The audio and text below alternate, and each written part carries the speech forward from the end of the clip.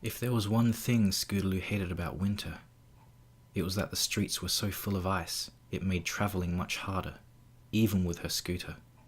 Today, her father Crimson had insisted on walking home together for safety reasons. Otherwise, she felt she'd already be there by now. They left the schoolhouse and headed towards the edge of Ponyville with little to no conversation between them. It didn't take long to arrive at the shoddy structure Scootaloo called home. She kept her scarf on as she entered. The temperature inside was always the same as outside, depending on the season. Walls groaned and sagged inward on decaying wood studs, and the plumbing was, in a word, terrible. Scootaloo could think of only one good thing about this poor excuse for a house. It was far enough from the town border that her friends never had to see it. Crimson levitated his jacket and placed it on the coat hanger before sighing. "Do you want something to eat? I don't get paid till next week, but—" "I'm not hungry," interrupted Scootaloo, walking down the hall. She stopped in front of the few pictures that hung crooked in their frames. Most were of Scootaloo and her father, while others showed the Cutie Mark Crusaders enjoying themselves during the holidays. Then there was the last one, tucked away at the far end of the adjoining wall, half hidden in shadow. Scootaloo didn't know why she bothered looking at it every time she went to her room. It only agitated her wings, making them buzz in anger. The older Pegasus mare in the photo stared back, an unassuming smile frozen on her face. It was like looking into the future every time, except for the eyes. The eyes were the wrong color.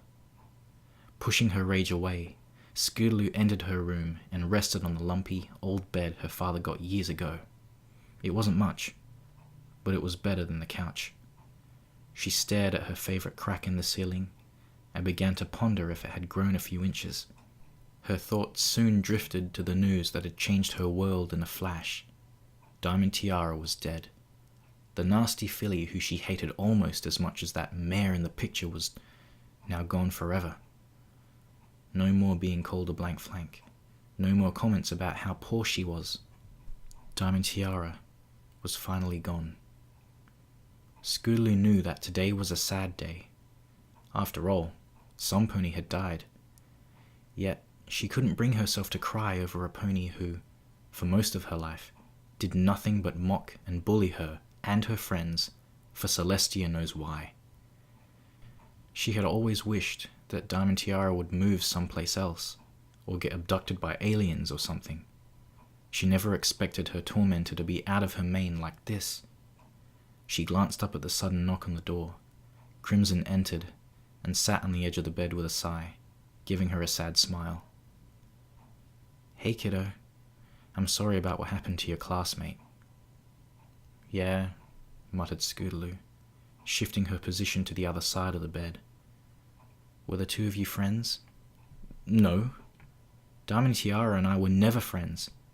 We hated each other," replied Scootaloo, turning around with a pale face. "Me and Diamond Tiara as friends? Ugh!" "Diamond Tiara? That's Filthy Rich's daughter, isn't it?" "Oh, what a loss," muttered Crimson, shaking his head. He paused and looked at Scootaloo with a raised eyebrow. "You hated each other? Was she one of the girls that bullied you?" "Yeah, she was one of them. Silverspoon was the other," said Scootaloo, narrowing her eyes. "She would always make fun of me and my friends for not having our cutie marks, going on and on about how dirt poor I am while she was fabulous and wealthy. I hated how she kept flaunting it, thinking she was better than the rest of us. The worst was when she called me chicken, because I still can't fly that well." Memories of the name-calling and public laughter made Scootaloo bite her lip. She could taste her skin about to break and draw blood. Her father put his hoof on her blank flank and patted it. "I'm sorry, Scootaloo. I know it's hard sometimes. I used to be bullied too. You'll find your cutie mark, I promise. As for your trouble flying, you know it's not your fault." "Yeah, it's not my fault," uttered a bitter Scootaloo, but soon regretted it when she saw her father shamefully turn away. Softening her expression, she got up and nuzzled Crimson, who continued to stare at the wall with empty eyes. "I'm sorry. I don't blame you, Dad." "Why not?" Crimson muttered, closing his eyes. "I'm not a Pegasus, so I can't train you." He smiled, but there was no joy to be found in the expression when he whispered, "I'd blame me."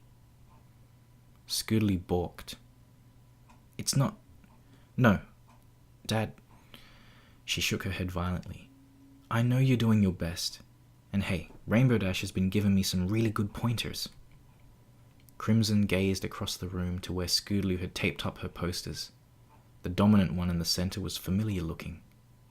It was an action shot. Rainbow Dash reared on her back legs in the middle of some field, wings splayed in a grand presentation. The cocksure grin on her face complemented the flagrant attitude on display and invited promises of adventure and excitement. Above her head, a crude speech bubble had been drawn in marker, but the filly-ish scroll inside was still legible. "Go out today and be awesome," it read. "Is that enough?" he finally asked. Scootaloo didn't answer at first, and let the question swirl in her head. She tried to form a clear thought, to give her dad some answers so he'd feel better. It wasn't Crimson's fault he was a unicorn, and it wasn't fair because there should have always been some pony in her life to help teach her. Scootaloo tried to tell her dad that. She tried to tell him that her flying had improved since Dash started working with her, but the longer she waited, the harder the words became to actually say. Her wings twitched in annoyance with each second delayed. Eventually, she shrugged her shoulders and huffed. "It's what I have right now." Crimson snorted. "What you have," he repeated. "But not what you should have. Not the life a normal filly like you should have. Maybe when your mother comes back." "Ugh, not this again," interrupted Scootaloo, jumping off the bed and kicking a nearby toy bowl. It bounced off one of the Rainbow Dash pictures on her dresser and nearly knocked it over. Scootaloo was grateful that Tiara, or any pony for that matter, didn't know about her situation with her parents. She had always lied, saying that her folks were busy with their jobs. That, at least, was true for her father. It was by only some miracle that her mother's abandonment wasn't public knowledge. If some pony found out, it would have been unbearable to deal with the shame, laughter, and even pity. "She's never coming back, Dad. She left us, and that's that." "Scootaloo, she loves you. She loved you very much," said Crimson. "Then why hasn't she been here these last 4 years?" asked Scootaloo, glaring at her father with venom in her eyes. Silence filled the room, barring the occasional drip from faulty pipes or the dull creak of rotten wood. Scootaloo shook her head and sighed. "How can you still defend her? Why do you still keep that picture of her in our house?" "Because," said Crimson, "what would I gain from hating her? I could be angry, but I'm afraid of what will happen if I do that. I've seen ponies lose it completely, and they become monsters. I don't want to raise you like that, and I don't want to make you suffer any more than you already have. Besides, she's your mum, and the best thing she ever gave me was you." "Dad, that's so cheesy," muttered Scootaloo, but she smiled nonetheless. Crimson chuckled. "It's the truth, kiddo. Look, it won't make any difference if I do hate her, so I forgive her and move on. Maybe you should do the same thing. With Mum or with Diamond Tiara?" "Both," answered her father, getting up. He patted her on the head and smiled. "I'm not going to force you to go to the funeral, but you should think about it. Maybe it will give you some peace." "I don't see any reason why, Dad. I never liked her. She never liked me. End of story," reasoned Scootaloo, rolling her eyes. "Every pony has some good inside of them, Scootaloo," said Crimson, shaking his head. "Maybe you never saw it, but I'm sure even some pony like Diamond Tiara had one. Just think it over." He smiled once more and made his way up towards the front door, grabbing his jacket with his magic. I have to get back to work. My boss only gave me a short time to come get you. Plus, I have to work at the dam for the late shift again. There's still some peanut butter and bread left in the kitchen for dinner, but we're out of milk. Scootaloo ran out of her room and hugged Crimson just before he opened the door. Dad, don't come home too late tonight, please. Smirking, he messed with his daughter's mane and nodded. I'll try my best. Once he was out of the house, Scootaloo huffed and made her way back to her room to stare at the crack again. Her thoughts drifted towards Diamond Tiara, briefly wondering if there was a good side to that evil filly. It seemed less likely, as each memory involving her and her lackey Silver Spoon played through Scootaloo's head like a projector. The Gabby Gums incident, taking the Crusaders' treehouse, all the times Tiara called Scootaloo and her friends names or mocked them when they failed to get their cutie marks. It only angered Scootaloo to the point where she punched her pillow and growled. Good side, huh? That's a bunch of pony feathers.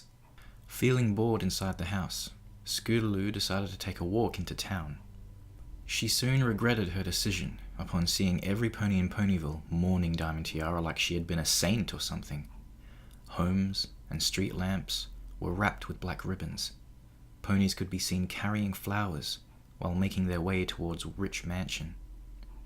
It almost made Scootaloo sick to think that the same pony who once blackmailed her into writing nasty rumors about the entire community was being cried over. But she reminded herself that this was a serious incident.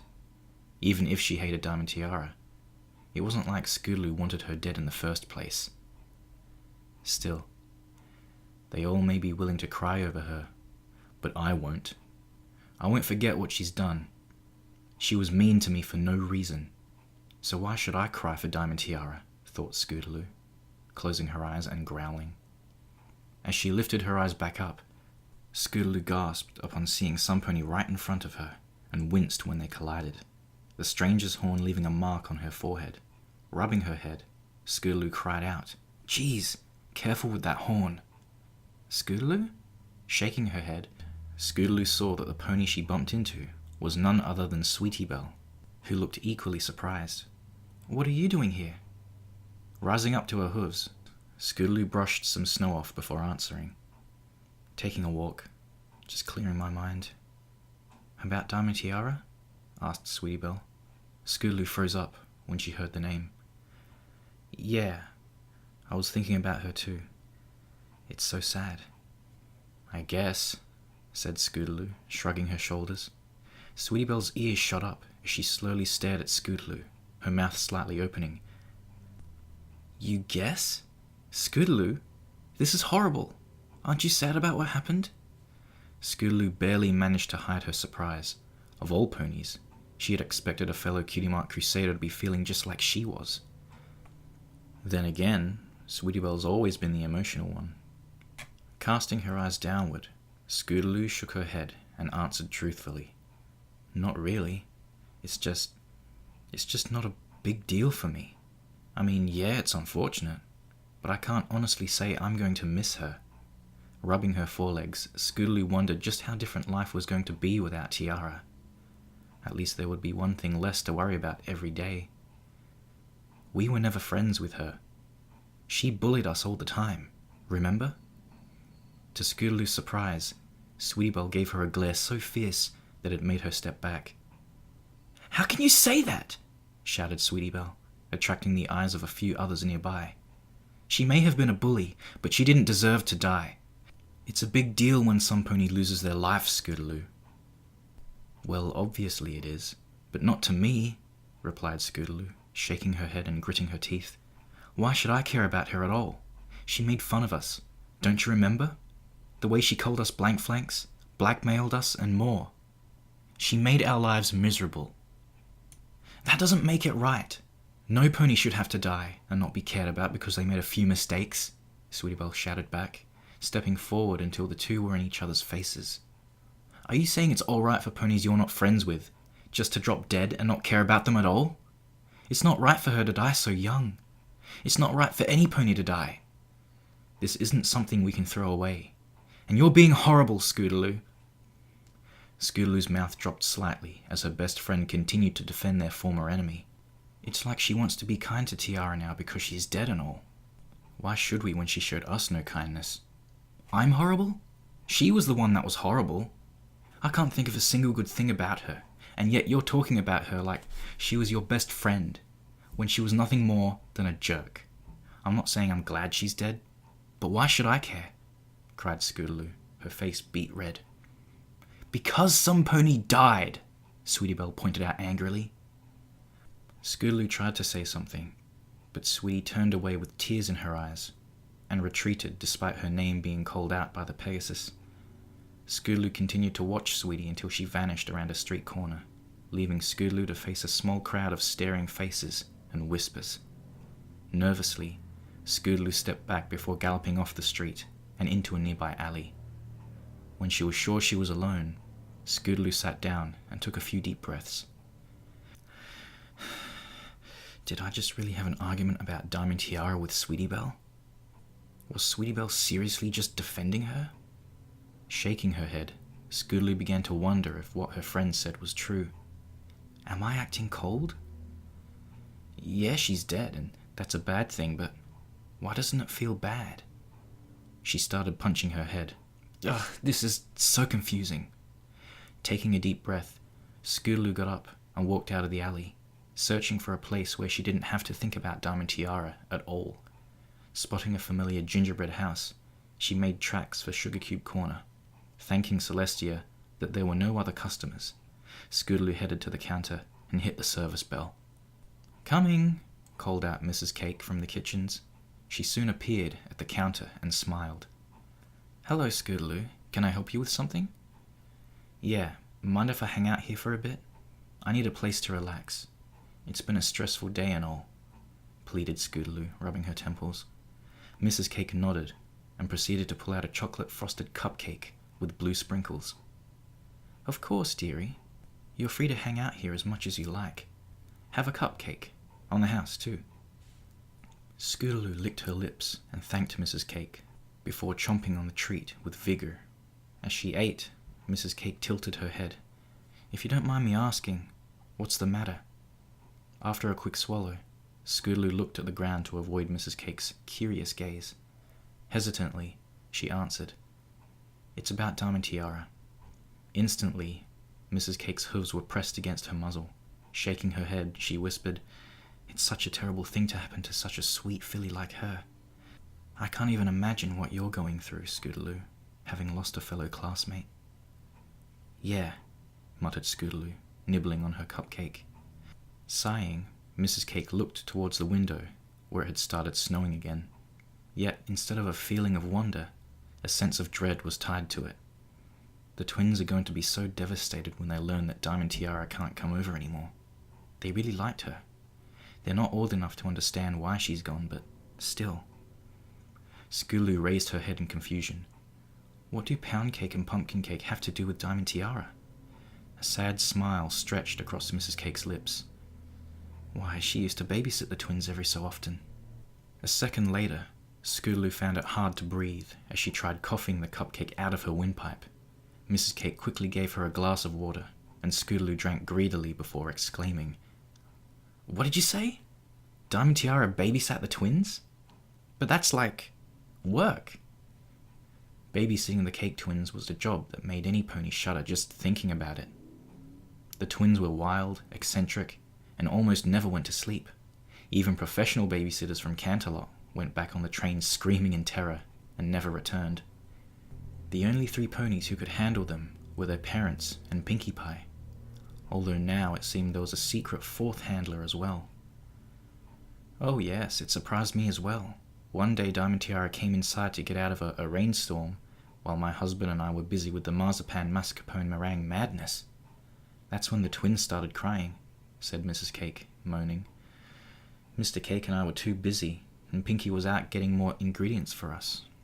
Suddenly, Diamond Tiara said she could take care of everything and went up to their room. What happened? Asked Scootaloo. Soon enough, the crying stopped, answered Mrs. Cake. Half an hour later, we went upstairs to check on them, and the twins were in their beds, falling asleep as Diamond Tiara finished a bedtime story. After that, she asked if she could, secretly, be a babysitter for the twins when we needed one. It was strange, but we agreed to her request. "What was she like?" asked Scootaloo, hanging on to every word. She tried imagining this filly as Diamond Tiara, but she couldn't see it. The Diamond Tiara I knew would just call the babies brats and shut their mouths with duct tape. The foals adored her. She would play games, read stories, feed them, and even change them. All for free, might I add. "Let me show you a picture I took one time," said Mrs. Cake eagerly. She ran out of the room, only to quickly return with a frame. When it was placed on the counter, Scootaloo's eyes went wide, and her jaw nearly hit the floor. The picture did indeed show Diamond Tiara, jeweled crown and all, resting on a large pillow with a picture book in her hooves. The twins each claimed a side and snuggled tight, wrapping their hooves around her like she was a giant teddy bear. Scootaloo wanted to deny it, but the proof was right in front of her. Diamond Tiara had actually taken care of a pair of foals. Thousands of questions went through Scootaloo's head.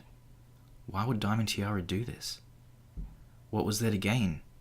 How was it possible for a rich snob like her, one who never worked a day in her life, to be that good at handling two foals at the same time? "Scootaloo, are you okay?" asked Mrs. Cake. Scootaloo shook her head. Yeah, I'm fine. I think I should go home now. Thanks for the story, Mrs. Cake." She rushed out of the store before Mrs. Cake could question her. Once she put enough distance between her and Sugar Cube Corner, Scootaloo stopped for a breather and looked at the grey sky. What's going on today? First she learned Diamond Tiara died, then Sweetie Belle accused her of being cold-hearted and mean for not caring about it, and now she discovered that Diamond Tiara, who mocked her and her fellow crusaders for being babies, was also a babysitter? It's like reality is suddenly turned upside down. Deciding she'd had enough weirdness for one day, Scootaloo was about to make tracks for home when she spotted a filly nearby, crying her eyes out. Scootaloo prepared to walk over and ask what was wrong, but the filly turned around and instantly stopped crying the moment she saw her. Scootaloo, in turn, also froze in shock upon seeing the teary-eyed Silver Spoon, who looked like she had seen better days. Bags were under her bloodshot eyes, while her mane looked almost as droopy as Pinky on her off days. Tear marks and even small signs of snot could be seen on her face, while her glasses hung awkwardly and crooked. The two fillies stared at each other in silence before Silver Spoon snapped out of it and adjusted her glasses. She turned away and hissed, "What do you want?" Scootaloo rubbed the back of her neck. "I just wanted to see if you were all right." "Do I look all right?" asked the deadpan Silver Spoon. "Geez, I was just asking," mumbled Scootaloo, rolling her eyes. "Whatever," said Silver Spoon. "Did you have anything else to say?" Scootaloo gulped and sighed. Might as well be the good filly and say it. "I'm sorry about what happened to Diamond Tiara." Silver Spoon snapped her head around as Scootaloo finished. She continued to keep her stone gaze up for a while, making Scootaloo nervously step back a bit. Silver Spoon growled, "You're lying. You're not sorry. I bet you're glad she's dead." "Wait, what?" yelled Scootaloo. Silver Spoon marched up to Scootaloo and shoved her nose right against her muzzle, their eyes inches apart. "Yeah, I bet you're glad she's dead. And I bet you wish I was dead too, right?" demanded Silver Spoon, gritting her teeth. "Now hang on a minute." "Right? You and your friends must think it's so funny." Silver Spoon's face twisted in pain and anger. For the second time today, Scootaloo felt herself backing up from an unexpected outburst. The bully finally got what was coming to her. Mean old Diamond Tiara is dead. The only thing that'd make it better is if we'd both been killed in that accident. You three should throw a party over it. Tears were leaking from her eyes as she continued to shout. Scootaloo flattened her ears, anger starting to well up inside her. "Just have a big celebration. But my best friend is gone. She died in front of my eyes, and there's nothing I can do about it. So don't pretend like you're sorry when I know you're not. And don't act like you can talk to me about this. You still have your two best friends. You don't know loss. And you don't know how this feels. Enough! The word left Scootaloo's mouth before she realized she'd said anything. Years of endured frustration and impotence released in one cathartic scream. She reared back and shoved her front hooves out, catching Silverspoon mid-stride with a solid thunk to her chest, and knocked her to the cold street. Scootaloo's shadow loomed over Silverspoon, while the prone filly tried in vain to adjust her glasses and suck air back into her lungs at the same time. Staring down at her, Scootaloo saw flickers of emotion as their eyes met. Surprise, fear, and then something else. Something that forced the Pegasus to stop. It wasn't that Scootaloo knew what she was going to do next. She felt like her body was running on something purely instinctive, but the look in Silverspoon's eyes made her pause anyway. Expectation. Silverspoon was preparing herself for something. Scootaloo didn't understand. Was this supposed to happen? Did she want me to push her? What the hay's going on? Scootaloo closed her eyes and slowly lowered the hoof that she didn't even realize until now was poised in the air and ready to strike. Instead, she leaned menacingly forward and growled. Now you listen up, you brat. I don't like you, and I never liked Diamond Tiara. I sure as hay don't care she's dead. And why should I, huh? All you two ever did to me and my friends was to make our lives miserable as possible. We never did anything to you, but you never stopped. You're right, okay? I'm not sorry. But don't ever think I'm happy she's dead. Don't ever think I wished for it to happen. That's what you and Diamond Tiara would do. With a shake of her head, Scootaloo continued. So maybe you both deserve this. Maybe it is karma, because you've both been nothing but stuck-up jerks your whole lives. I don't know, and I don't care. I may not have wanted Diamond Tiara dead, but I'm not going to mourn over her either. She was nothing but a snobby rich show-off, ego-driven bully, and I hate her, and you for it. Scootaloo took several deep breaths, feeling as though a weight had suddenly lifted off her shoulders. She watched as Silverspoon stared at her with a look of disbelief and shock. The grief-stricken filly opened her mouth a few times, but nothing came out. Finally, Silverspoon lowered her head and mumbled, "You're right." Of all the responses Scootaloo could have imagined, that one was easily the most unexpected. She blinked, not fully registering it. Huh? Getting up, Silverspoon looked at Scootaloo with such emotionless eyes that, for a split second, it was like looking at a zombie. Maybe this is payback for all the mean things we did. We never really wanted. We just... Silverspoon shook her head. I guess it's too late to think about it now. We just wanted to be safe. Not like what happened that summer. What summer? What are you talking about? Asked Scootaloo. Then, in a sudden move that took Scootaloo by complete surprise for the fourth time that day, she felt Silverspoon wrap her forehooves around her. Holding back tears, Silver said, "I'm sorry. For everything. It's too late now, but I'm so sorry." "Silverspoon?" muttered Scootaloo. She tried to think of something to say, but her mind kept fumbling the words. Silverspoon ended the hug and sighed. "You may have only known her as a bully, but I knew her as something else. A friend, a sister, a good filly that didn't deserve this. But it doesn't matter now." Without a goodbye, Scootaloo watched Silverspoon slowly walk away. She dragged her hooves like they were chained in iron, leaving the stunned Pegasus filly in the middle of the snow-filled street. It took her a long time to realize she'd been given an apology by Silverspoon.